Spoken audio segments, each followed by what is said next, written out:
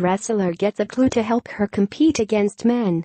Marina Goocher, a wrestler at the University of Michigan-Dearborn, has the American Civil Liberties Union on her side trying to help her become a member of the wrestling team despite being the only female.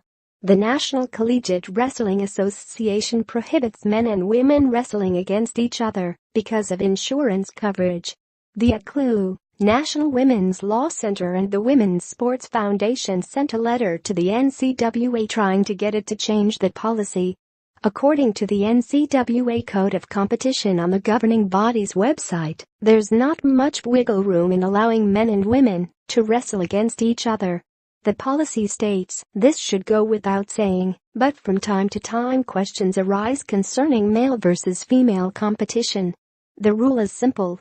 Women wrestle women, men wrestle men in practice and competition. Period.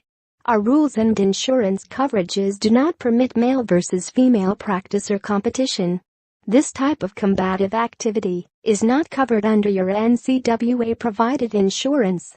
Any competition or combative practice will void your liability and injury coverage.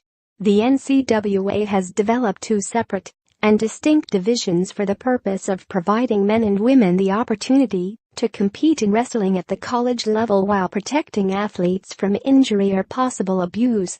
Based upon your individual school policy, men and women may practice in the same wrestling room, but must have a combative practice partner of the same sex. Dearborn doesn't have a women's team, and, according to a release from the ACLU, there are no other women wrestlers in Goocher's weight class in the Midwest region of the NCWA.